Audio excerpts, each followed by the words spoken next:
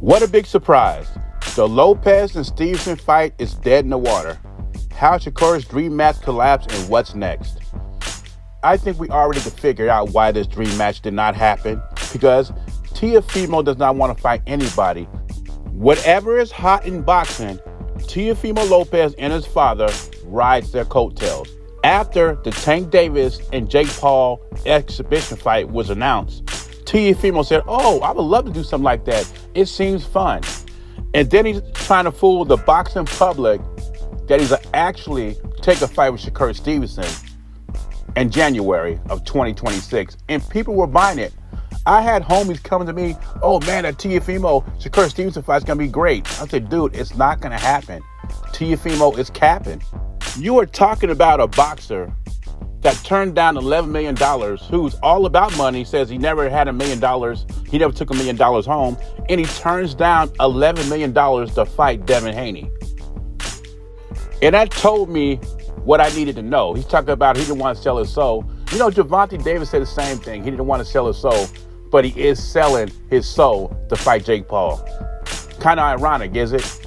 I think the fight Shakur Stevenson should be looking at that possibly could happen is Lamont Roach. And even that is not guaranteed, because I don't know what Lamont Roach's mindset is after being ducked by Gervonta Davis for Jake Paul. Because Lamont Roach might be thinking, you know what? I will take an easier fight just in case after Tank gets done with Jake Paul, he might circle the block again and take the rematch with me, which I don't think is going to happen. I think Tank is probably done after this fight. I think Lamont Roach is to Tank as Vernon Forrest was to Sugar Shane Mosley. But at least Sugar Shane tried to win that fight. He just couldn't. Styles make fights, and I think Lamont Roach might have Tank Davis's number. And Tank Davis told us over and over again, he's not in it to be an undisputed champion or be a real fighter. He's in it to make money. And he said he does not want to be embarrassed. And part of boxing is taking the risk. You win some, you lose some. He wants the money, right? But he does not want to lose at the same time. And competitive prize fighting, that's always a possibility. And he knows Lamont Roach won that fight, and that's what's scary to him. He does not want to be in that position again. So I doubt if Lamont Roach will get a rematch. But we will see what happens. Maybe Teofimo will grow a pair and he'll take on Shakur Stevenson. Or it'll be Lamont Roach and Shakur Stevenson. The weather of boxing changes all the time, so we'll see what happens. Let me say this up front. Any clip I play, I don't own the rights to that content. It's for educational purposes only. Boxing trainer Joel Diaz got some discouraging words for Terence Crawford fans or people who are picking Terence Crawford to win. Let's listen to what Joel Diaz has to say about the fight.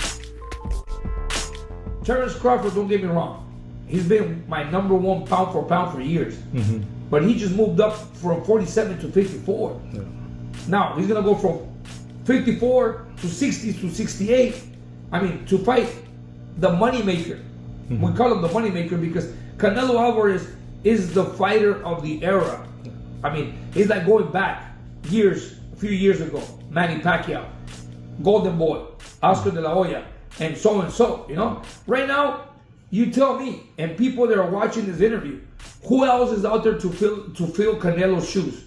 Nobody. If Canelo loses, boxing goes to shit. I mean, it goes down. Mm-hmm. I mean, do you want to see, let's say, for example, Terence Crawford beats Canelo. Do people want to pay to see a Terence Crawford and Benavidez? Come on. Yeah. Really? Let's be realistic. Canelo cannot lose. Yeah. It's business. Now, what stuck with me in this whole interview is when Joel Diaz said that Canelo cannot lose. It's business. If Canelo loses, boxing will be destroyed. It will go down. It will go to the shits. But the thing is, Canelo already has 2 losses, and he's still the cash cow, top dog in boxing. So I don't know what he's talking about. To me, he sounded like the fight has already been decided. Canelo is going to win. Crawford gets a big payday. Crawford says the right things. He pretends he's training hard, builds up the fight, gets his loyal fans all happy about the fight, gives the state of Nebraska hope that he's going in to win the fight. Then he gets to the ring and runs around like Jermell Charlo or a Williams School. I gotta see that to believe it. Crawford is not that type of fighter. He never has been. He takes risks, and that's why he gets hit.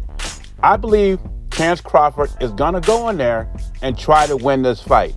Another thing Joel Diaz could say is that Crawford needs to knock out Canelo to beat Canelo, and the possibility of him knocking out Canelo does not seem very good, right? Is Joel Diaz saying it's going to be hard for Terence Crawford to get a decision over Canelo? He has to dominate Canelo? Is that what he's saying? Because when you look at Canelo's losses, right, to Mayweather and Bivol, those were clearly losses. I mean, even Canelo fans say he lost those fights. But you look at the scorecards, they were very close. So to me, Joel Diaz is saying this to Crawford, to Terence Crawford. To me, these are my words and my opinions. He is saying this to Terence Crawford. You're going to need a knockout to beat Canelo Alvarez, or a very dominant performance. Or is Jojo Diaz saying, for the sake of boxing, to fix his end? There's no way Crawford will beat Canelo, even if he has a dominant performance, because it's bad for boxing. Canelo winning is good for boxing. But I don't see it the same way as Joel Diaz. Canelo already has 2 losses, and he's still the king of boxing.